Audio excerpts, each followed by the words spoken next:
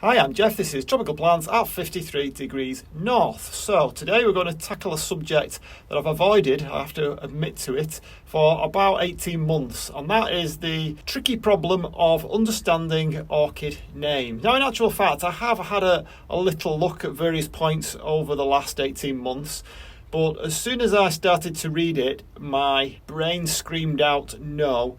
And just one look at the complicated and lengthy academic papers and explanations on orchid taxonomy is enough to send even the most hardened orchid enthusiast to sleep. However, I have really dove into it this week, and I thought to myself, unless I understand this, I'm not really going to get the most out of this orchid hobby. So what I decided to do for today's video is see if I can explain it a little, not only to try and make things a little bit more clear in my own mind, but it might help a few people along the way as well. And of course, it's all about practicing and going back and reading the information again and practicing again on your own orchids. So that's what we're going to do. So let's jump in.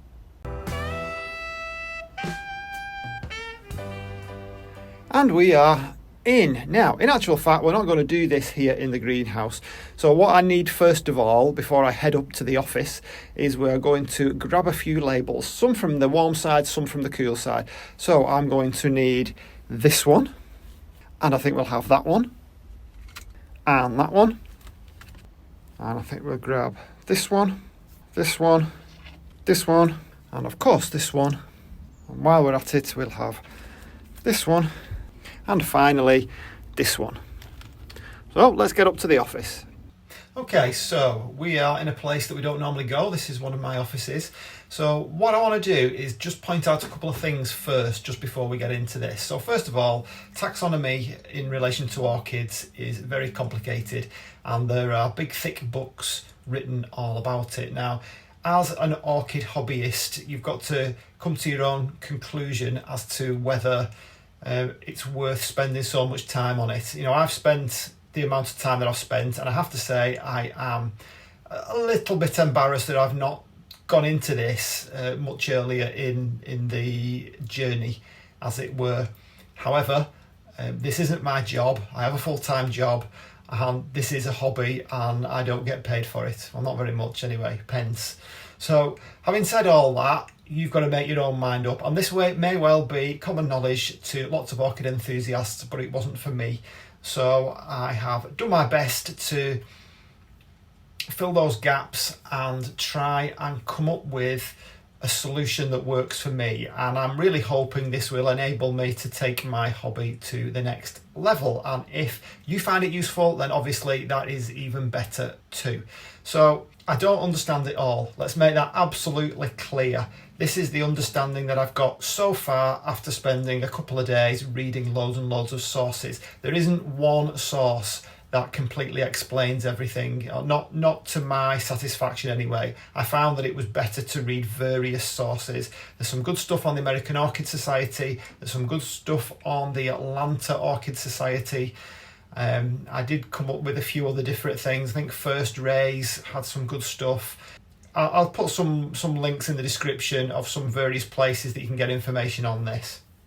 There is a really good website that Terry at TD More Than Just Orchids pointed out, that you can actually do a search for hybrids, and it gives you the names of the parents and the care needs and so on. And you can also do that on the Royal Horticultural Society website as well, which allows you to search for hybrids. It doesn't give you as much information, unfortunately, but they are the official worldwide register of orchid hybrids. Okay, so I think we've covered everything there. If you are someone who is already familiar with this stuff, and I know there are people who comment regularly who are already familiar with this stuff, then please do point out any glaring errors. Not that you need telling about that. I'm sure there may be some errors, so point that out to me. And if you can help to move the discussion on, again, put that in the comments. And if you found it useful, that would be great for people to point that out, or give me a like, or put that in the comments as well. So having said that, what I'm going to do is I'm going to write it out for you, what I understand in like a bit of a concept map. And we're going to start with species. So let's jump into that. Okay, I hope you can see that. So first of all, orchid naming is split up into two rough groups. So we're talking first of all about species orchids. So I'm going to put that on my paper there. And species orchids are those that you find naturally in the wild. So a couple of examples might be a Dendrobium kingianum. So I'm going to write that down, and I'm going to abbreviate that just because that's something else that's worth pointing out. I'll have to move that over a little bit. So Dendrobium kingianum. Now, this is where it gets a little bit confusing because unfortunately, and I'm as much to blame as anybody else, when you write labels out, when I write them out, when sellers, people on eBay, people in garden centres and other people who sell orchids, when they write them out, they are not familiar with orchid nomenclature. So they will simply copy what they see, or they will mix up capital letters and lowercase letters. And as I've since found out, those things matter. And this is where it gets a little tricky. Also, I cannot write in italics, and that also matters.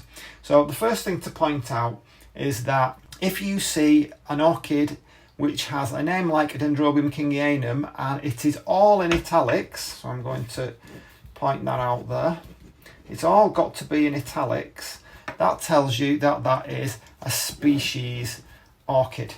Okay, over here we have the genus. Now this comes from the general plant family group.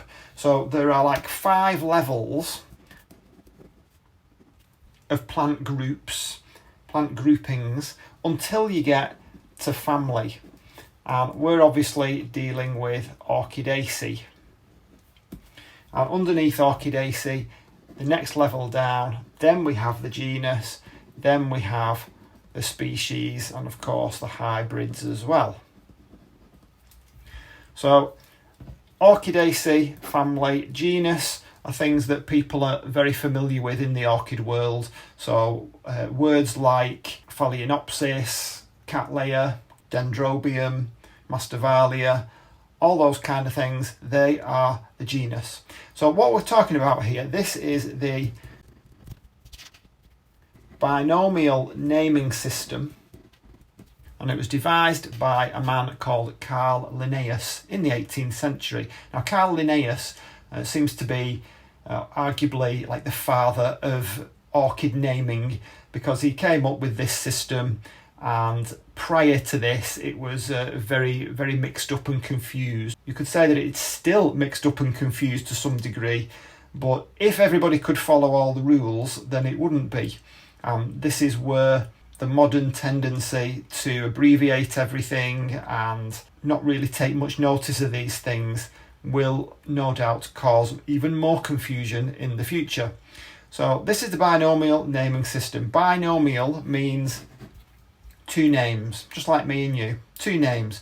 So we're talking about Dendrobium kingianum. We've said if it's all in italics, if the first letter of the genus is a capital letter, and if the first letter of the species name, and that's the species name, also sometimes known as the specific epithet,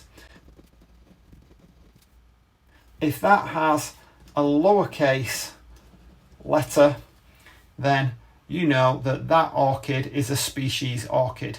So 2 names, genus first, species name second, also known as specific epithet, all in italics, both words, capital letter on the genus name, lowercase letter on the species name, then you know it's a species. Okay, you can see how it can easily get confused. That's a lot of things to remember, although having just done a little bit of practice with some of my own orchids, it very quickly gets quite easy. So out of those labels that I took, these are the ones that were species. So we have Laelia anceps. So if I could write in italics, that would all be italics. Genus name, species name, or specific epithet. Genus name begins with a capital letter. Species name begins with a lowercase letter. Of course, it would be all italics, as I've just mentioned. Quite straightforward, really. And just as an aside, these genus groups were originally based on morphology.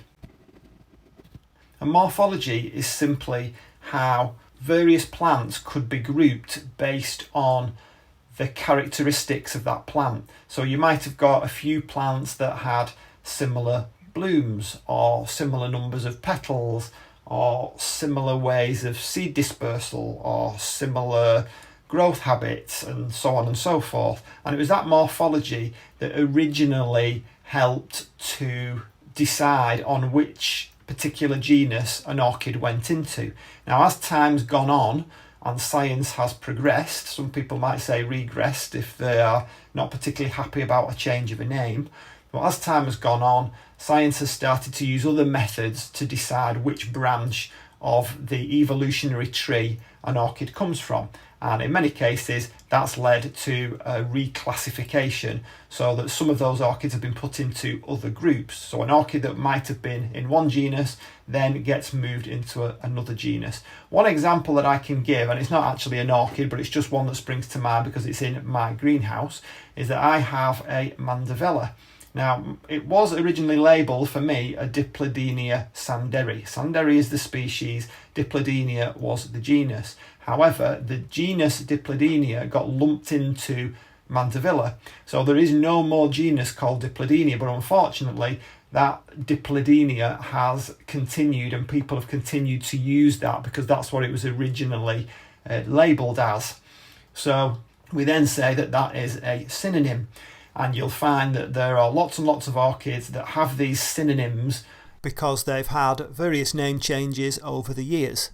Okay, we're going to start with natural hybrids. So natural hybrids are when two species get together in the wild and create a third plant. So one example of that, again, we'll stick to the Dendrobium kingianum, well, that's what we were talking about before. So a natural hybrid of that is Delicatum. Now, I was given a Delicatum and it's actually been labelled incorrectly. So Dendrobium delicatum should look like this. And again, I'm going to abbreviate it just to save a bit of time. It should have a cross in there. The same rules apply that we had before. So all that should be in italics. I do believe that the cross shouldn't be in italics, although I did see a bit of information that said it should. So I'm wondering whether there are slightly different systems depending on which side of the world that you're in. So let's just say from the information I read, all in italics except the cross. So it's a Dendrobium cross delicatum, and that's a natural hybrid between Dendrobium kingianum and Dendrobium tabori. So in the wild, those two natural species will get together and produce this natural hybrid. Now you might see that written slightly differently. I'm not going to write it out, but you might see it written Dendrobium and then in brackets the two species that are crossed. So it would actually look like Dendrobium and then in brackets kingianum crossed with, that's the cross in the middle, tabori, and close your brackets. So that will also be correct. So this is where things get a little more complicated. So we're talking about hybrids now. We've said that's the natural hybrid, but we can also have primary hybrids and complex hybrids. Okay, so a primary hybrid is similar to a natural hybrid in that it's two species that are crossed together. However, these do not occur naturally in the wild. So you might have one species from one side of the world and another species from another side of the world, and they don't ever come into contact. That will be a primary hybrid, sometimes called a primary cross. So let's have a look at how one of those might be written out. Now I can't actually use one of my own, mainly for the fact that I don't know if they're primary cross or not. What I'll have to do is go through them all, look up the information and find out whether they are actually primary crosses or not. So I'm going to use one of the examples that I've got from one of those websites I mentioned earlier. So we're talking about something called a Calanthe dominii. Now it's not an orchid I've ever heard of before, but what we can do is point out some of the ways that this should be written to show you straight away that this is a hybrid and not a species. So the first thing to note is that The genus might be in italics, and again, this is where it becomes difficult because I can't write in italics, so I can't actually show you. You can tell at a glance if it's been written correctly. I have noticed on the RHS website they're all written correctly, which is really nice to see. So Calanthe is in italics. The following word, the second word in the binomial name, isn't in italics, and it has a capital letter. Both have a capital letter, in fact, so that doesn't change. That one is a capital letter regardless whether it's a hybrid or a species, whereas in a hybrid, that second word is not in italics, and the letter of that word, the first letter, is capitalised. So this is made by crossing two species of Calanthe. So this second word is a special word given to it called the grex. So that's worth remembering, because you'll see when you come to these various websites that help you with this that they ask for the grex. They don't actually ask for the genus. They always ask for the grex. Not quite sure why, but then you'll find that when they give you the list of the results, there can be many, many different genus that have the same grex. So if it's combined with the genus, then there can only be one grex that goes with that genus. And then all the progeny of that particular plant will have the same grex. And now we're getting to the bit where it becomes even more complicated, because the complex hybrids are when we cross either two or more hybrids or a hybrid and a species. So whenever there's a hybrid involved in the crossing of orchids, then it's going to be a complex hybrid. And I've got many examples of that. And in actual fact, when I go to the orchid societies, and I've always wondered why, I don't know whether this has anything to do with it, but a lot of the guys there that have been growing orchids for years, they go through like a journey with it. And eventually, a lot of them seem to kind of settle on either doing primary hybrids or natural hybrids or species plants. Some of them just only do species. There are very few of them that get into the complex hybrids. Now, the complex hybrids are supposedly easier to grow, because the reason that we create these hybrids in the first place is because there's something about that particular hybrid that is better than what we had originally, whether it's a bigger flower, a bloom that lasts longer, or it can cope with more conditions and so on. So I suppose if you're an orchid purist, it may be that you consider those to be not for a real orchid lover, and only the real orchid lovers get involved with just the species. That's just my theory, I don't know, maybe somebody can comment on that and see why. I may eventually land there myself as time goes on. So these complex hybrids, I guess, are like Franken plants, aren't they? They're Frankenstein's monsters of a plant. They couldn't possibly exist if it wasn't for people tinkering around with pollen and fruits and so on, and trying to come up with something a little different. So the complex hybrid rules will follow the same rule as the primary hybrid, except we now begin to add things in like cultivar names. Now, I've always used cultivar and hybrid kind of interchangeably, and they're not actually the same thing. So sometimes, and to confuse it even more, sometimes it's also known as the clonal name, or just a clone. So those two things are the same as far as I can tell. So a cultivar name or a clonal name is a special name that's given to either a hybrid or a species. It could be in either. So a cultivar name could be a species or it could be a hybrid. Worth pointing that out a couple of times. The way it's shown is it's just a name that follows the binomial names, but it's in quotation marks. So these are names, special names, given to these plants if they have something outstanding about them, or maybe they've won an award. So they may be particularly easy to grow, they might have some specific characteristic that means that they're going to be awarded this special cultivar name. So for example, here's one that I have and you might be familiar with. So an Oncidium Sherry Baby, sweet fragrance. Okay, just to speed things up a bit, I've already written it out. So we've got Oncidium Sherry Baby Sweet Fragrance. So this is a complex hybrid.